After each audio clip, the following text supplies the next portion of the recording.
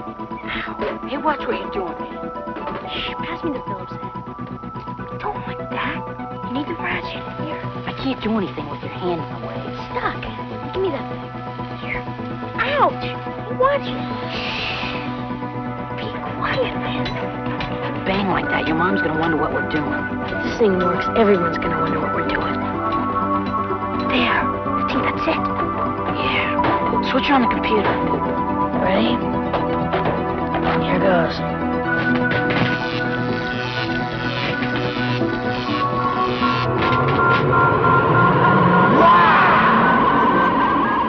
Here is my studio scale Thunder Road ship prop from the movie Explorers, starring Ethan Hawke and River Phoenix. And people had kind of asked me over the years how I made it, why did I make it, the scale of it all, and what did I make it out of. So obviously I'm a huge fan of that movie. If you haven't seen it, look up Explorers. Some people call it The Explorers, but it's Explorers, and it's starring River Phoenix, Ethan Hawke, and others. I love this movie. It's one of my favorite movies as a kid. It kind of tail-ended from E.T., and I think it was about, I'll have to look up. I think it might have been just after Goonies. So it was basically if you took E.T. and Goonies and you put them into one movie, this would be it. I'm pretty sure it came out in 86. So yeah, it would have been after both of those. So the reason I made this was because I had seen other makers of ships and props, and no one ever made this scale. It is, I'll measure it on camera.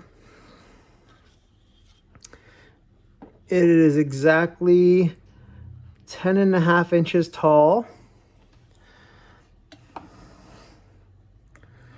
and roughly, I'd say 13 inches wide. So that's the dimensions.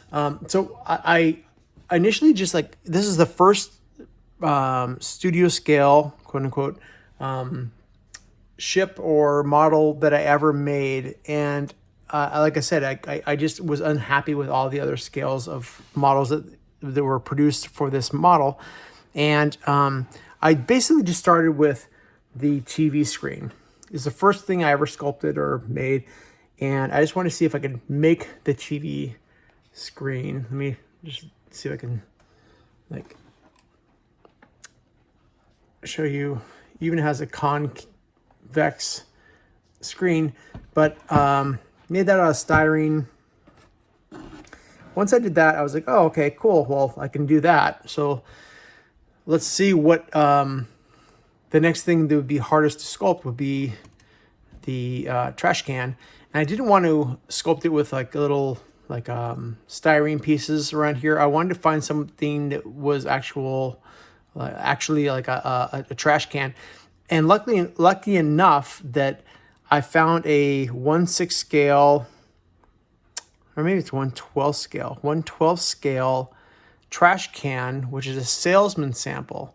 So this is actual metal, and this is what the salesman would take around and try to sell you the actual trash can with, from the 1950s. So I found that, which was perfect, and then just sheer happenstance that was the exact same scale as from when I made the TV screen, and I based everything else off of those two measurements. So everything else was expanded from that. And the next thing I did was find a hemisphere that was the same, hopefully the same diameter. And I found an acrylic dome. It was actually a dome, and I cut it in half, and that just fit everything perfect. Like it was like literally it was meant to be. This led to this, led to that, and even though it's not 100% perfect of the of the shooting model and the actual model that was used, it fit everything that I wanted at the time. I mean, again, this is going back probably 12 years ago. This is 2021. The next thing for me to do was just like to make the washing machine doors. They don't open, nothing opens. And then from there, I made the suitcase, which is actually faux leather and accurate to the one that was used on set, and the shooting model. So the shooting model, which is almost identical to this, I think it's slightly thinner by maybe 1/4 of an inch, but it's pretty much the same.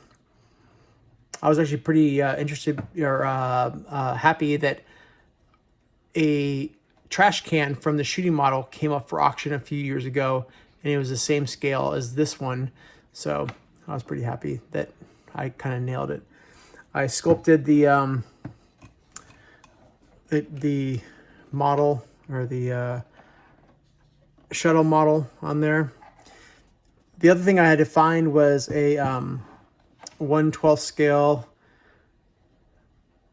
tire, which I did find. It's hard to find. This is an RC, or remote control tire. It's hard to find that in a 1/12 scale that's not like a off-road tire or something else. So I had to find something that was similar to what they would have used in the movie. So the original, the actual Thunder Road was built off a tilt-a-whirl. So it would have been here, kind of like to here, and then down to here, and then you would have entered it in. And you can still find them today in carnivals, and they just like they spin and they tilt a whirl, and that was the original design for it. So the bubble, the sphere could wrap around it. Then they added these things, the fins, the lights. Let me turn off the lights that I have so you can kind of get an idea. So the lights on the original model would have been all Christmas lights. Just a second. All Christmas lights that would have been red, red, red, red, red, red, red, red, red, red, red, red, red, red, red, red, red, red. And then they just unplugged a bunch of them, and then they plugged in some soft white lights here, and then they kept these 3 reds. So I had to make these all out of individual red LEDs, and then some soft white on top, and soft white for the basically 12-volt lamps that would have been on the actual shooting model. So that gives you an idea of just kind of like how, when it floats through, that's how it would have been.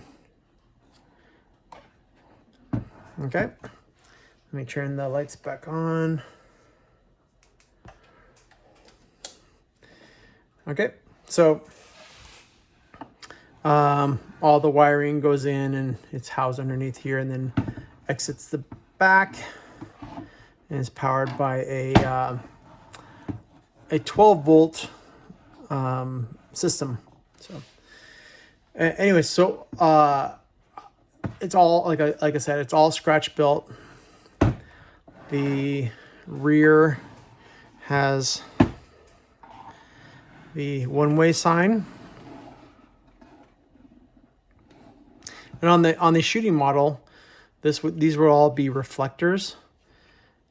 Some of the other kits that are tinier kits, these are like holes in the back of the model, which I don't know why they did that.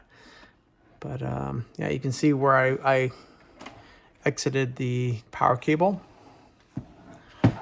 as I thought that the original model would do, as well as put it towards the back. These are all laser printed stickers that I made.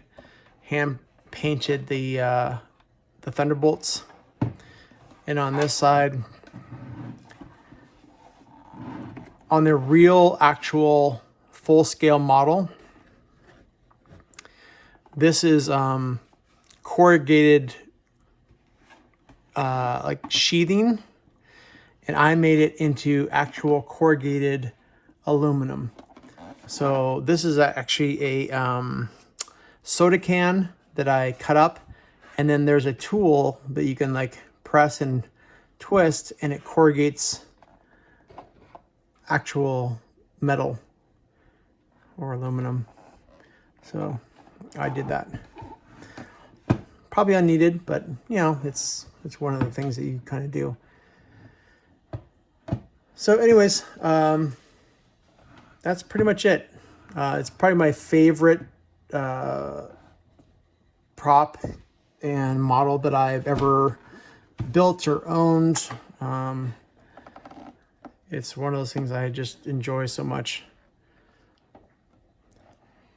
And I know it's funny because I get more comments. I always thought this was a really random ship to build, but I get a lot of comments from people. They're like, "Oh my God, that's my favorite thing of your collection. Where can I buy it? Where, you know, where is it? How did you make it?" And this is pretty much me explaining that it's a one-off. I do have one other can, trash can, that I bought years back, and maybe I'll make another one that's more accurate, because this is probably 95%, and I would love to make one that's 99%. I don't know, doubt I'll ever do it, but anyways, thanks so much for watching this, and obviously, like, if you have any questions, I'll answer them as I can. Thanks so much. Bye-bye.